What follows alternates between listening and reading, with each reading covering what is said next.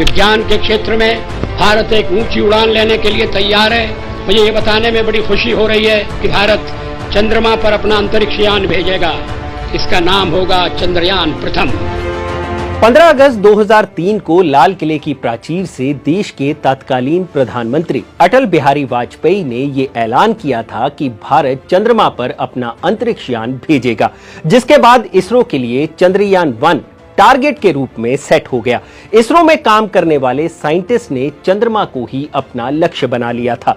प्रधानमंत्री अटल बिहारी वाजपेयी के ऐलान के बाद इसरो को 5 साल लगे और 22 अक्टूबर 2008 को सतीश धवन स्पेस सेंटर से चंद्रयान 1 का लॉन्च हुआ और भारत ने एक नया इतिहास रच दिया।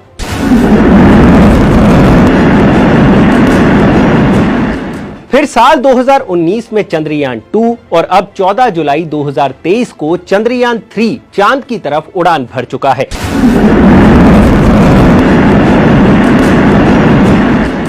तो इस ऐतिहासिक मौके पर चलिए जानते हैं चंद्रयान 1, चंद्रयान 2 और चंद्रयान 3 की पूरी कहानी। नमस्कार, मैं हूं भूपेंद्र सोनी और आप देख रहे हैं अनकट। कहानी की शुरुआत करने से पहले आपका यह जानना जरूरी है कि अब तक अमेरिका, रूस और चीन ही ऐसे 3 देश हैं जो अपने मून मिशंस में सक्सेसफुल हुए हैं। यानी चांद पर कदम रखने का मतलब है इंडियन स्पेस रिसर्च ऑर्गेनाइजेशन यानी इसरो का इस क्लब का हिस्सा बन जाना, जिससे भारत स्पेस पावर में अपना एक मुकाम हासिल कर लेगा। चंद्रयान मिशन की बात करें तो यह मिशन इसरो के पूर्व चेयरमैन डॉक्टर के कस्तूरीरंगन के दिमाग की उपज था, जो साल 1994 से 2003 तक इसरो के हेड रहे।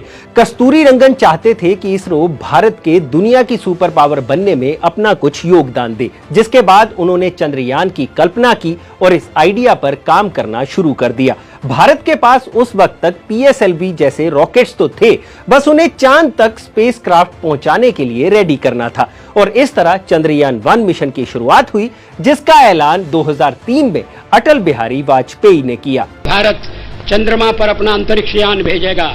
इसका नाम होगा चंद्रयान प्रथम। कट टू साल 2008। 22 अक्टूबर 2008 को सतीश धवन सेंटर से चंद्रयान 1 लॉन्च हुआ और 8 नवंबर 2008 को यह स्पेसक्राफ्ट चांद के ऑर्बिट में पहुंच गया। लेकिन इसका काम क्या था? चंद्रयान 1 का मोटिव था भारत की स्पेस टेक्नोलॉजी का लोहा मनवाना और साथ ही चांद पर भौगोलिक स्थिति के साथ साथ चांद पर मौजूद खनिज तत्वों का पता लगाना। अब यहां आपका यह जानना जरूरी है कि चंद्रयान 1 बेशक भारत का मिशन था, लेकिन इसमें यूरोपियन स्पेस एजेंसी से लेकर नासा तक का सहयोग भी था, जिन्होंने अपनी कई टेक्नोलॉजीज चंद्रयान 1 स्पेसक्राफ्ट में लगाकर भेजी थी ताकि आगे की एक्सप्लोरेशंस की जा सके। असल में नासा के साइंटिस्ट चंद्रयान मिशन का पार्ट बनना चाहते थे ताकि इस मिशन के जरिए चंद्रमा पर पानी का पता लगाया जा सके। और भारत की किस्मत देखिए, जो काम नासा जैसी स्पेस एजेंसियां पिछले कई दशकों से नहीं कर पाई थी, वो काम चंद्रयान 1 ने नासा की मदद से कर दिखाया। साल 2009 में नासा ने चांद पर पानी होने की घोषणा कर दी। आपको जानकर हैरानी होगी, चंद्रयान 1 के पूरे मिशन पर भारत का खर्च सिर्फ 386 करोड़ रुपए आया था।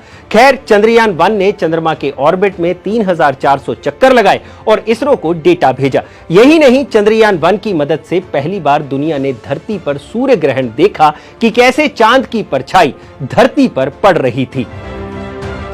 इतने सारे अनुभवों के बाद आखिरकार इसरो का संपर्क चंद्रयान 1 से 29 अगस्त 2009 को हमेशा के लिए टूट गया। चंद्रयान 1 की सफलता के बाद इसरो का अगला लक्ष्य था चांद की सतह पर अपना स्पेसक्राफ्ट उतारना, जिसके लिए शुरुआत हुई चंद्रयान 2 मिशन की। इस मिशन के तहत चंद्रमा पर सॉफ्ट लैंडिंग और रोवर की मदद से चांद के एलिमेंट्स की जानकारी जुटाना था। चंद्रयान 2 सबसे पहले रशियन स्पेस एजेंसी के साथ मिलकर साल 2013 में लॉन्च किया जाना था, लेकिन बाद में रशिया ने इस एग्रीमेंट से हाथ पीछे खींच लिया, जिसके बाद इसरो ने इस मिशन को अपने दम पर पूरा करने की ठानी और चंद्रयान 2 पर काम शुरू हो गया। चंद्रयान 2 में 3 चीजें बनाई गई। पहली चीज थी ऑर्बिटर, जिसका काम चांद के ऑर्बिट में चक्कर लगाना था और जिसके जरिए चांद की मैपिंग और उसकी सतह से जुड़ा डेटा कलेक्ट किया जाना था। दूसरा था लैंडर, जिसका काम चांद पर सॉफ्ट लैंडिंग करना और रोवर को सेफली चांद पर उतारना था। तीसरा था रोवर। ये एक तरह की 6 पहियों वाली गाड़ी थी जिसका काम चांद की सतह पर घूमकर सैंपल इकट्ठे करना और उन्हें एनालाइज कर डेटा धरती पर भेजना था। खैर, इसरो के वैज्ञानिकों ने दिन रात मेहनत की और चंद्रयान 2 के लिए जरूरी सभी ऑब्जेक्ट्स को बना लिया गया, जिसके बाद 22 जुलाई 2019 को चंद्रयान 2 लॉन्च हुआ और 20 अगस्त को यह चांद के ऑर्बिट में पहुंच गया। 6 सितंबर 2019 को यह माना जा रहा था कि भारत चांद की सतह पर अपने विक्रम लैंडर को उतारकर इतिहास रच देगा, लेकिन विक्रम लैंडर की चांद पर सॉफ्ट लैंडिंग के दौरान ब्रेकिंग थ्रस्टर्स में खराबी हो गई, जिसके चलते विक्रम लैंडर क्रैश कर गया और इसरो का संपर्क उससे हमेशा के लिए टूट गया। चंद्रयान 2 मिशन पर भारत ने 978 करोड़ रुपए खर्च किए थे।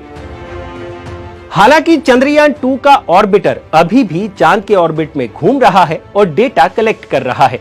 माना जा रहा है कि यह अगले 7.5 साल तक और काम करता रहेगा। खैर, इस मिशन के फेल होने के बाद निराशा की घड़ी में प्रधानमंत्री नरेंद्र मोदी ने जिस तरह निराश इसरो साइंटिस्ट का मनोबल बढ़ाया, वो भी काफी काबिले तारीफ था। चंद्रयान के सफर का आखिरी पड़ाव भले ही आशा के अनुकूल ना रहा हो, लेकिन हमें यह भी याद रखना होगा कि चंद्रयान की यात्रा शानदार रही है, जानदार रही है। लेकिन भारत ने कभी हार मानना नहीं सीखा और चंद्रयान 2 के नाकाम होने के बाद चंद्रयान 3 पर काम शुरू किया गया। इसरो ने इस मिशन के लिए और मुश्किल लक्ष्य रखा, जिसके तहत लैंडर को चांद के उस हिस्से पर उतारा जाएगा जहां अभी तक कोई स्पेस एजेंसी नहीं गई है। साइंटिस्ट का मानना है कि चंद्रमा की वीरान और उजाड़ सतह के नीचे सोना, प्लेटिनम और यूरेनियम जैसी कई बहुमूल्य धातुएं हो सकती हैं। यह अभियान चांद की सतह पर रासायनिक तत्वों और पानी जैसे संसाधनों की खोज करेगा। भारत के चंद्रयान मिशन 3 पर सिर्फ 615 करोड़ रुपए खर्च हुए हैं, जो आदि पुरुष मूवी के बजट से भी कम है। और ऐसी उम्मीद की जा रही है कि इस बार भारत अपने उस लक्ष्य को हासिल कर लेगा जिसका सपना इसरो पिछले 2 दशक से देख रहा है।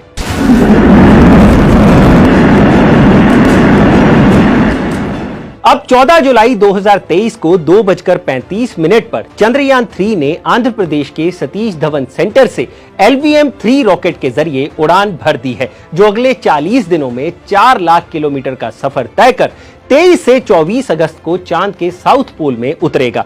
चंद्रयान 3 के लैंडर और रोवर 14 दिनों तक चांद पर कई एक्सपेरिमेंट्स कंडक्ट करेंगे, जिससे इसरो को चांद की सतह से जुड़ी कई अहम जानकारियां प्राप्त होंगी। जाते जाते ये भी जान लीजिए कि चंद्रयान 3 मिशन की बागडोर एक महिला साइंटिस्ट के हाथ में है, जिनका नाम है डॉक्टर रितु कृदल, जो इस मिशन की मिशन डायरेक्टर भी है। डॉक्टर रितु कृदल इसरो के मंगलयान मिशन में भी अहम भूमिका निभा चुकी हैं, जो भारत का अब तक का सबसे सफलतम मिशन रहा है। अब देखना यह होगा कि भारत अब चंद्रयान 3 के जरिए स्पेस पावर के तौर पर दुनिया में अपना लोहा मनवा पाता है या नहीं। आपको यह जानकारी कैसी लगी, हमें कमेंट सेक्शन में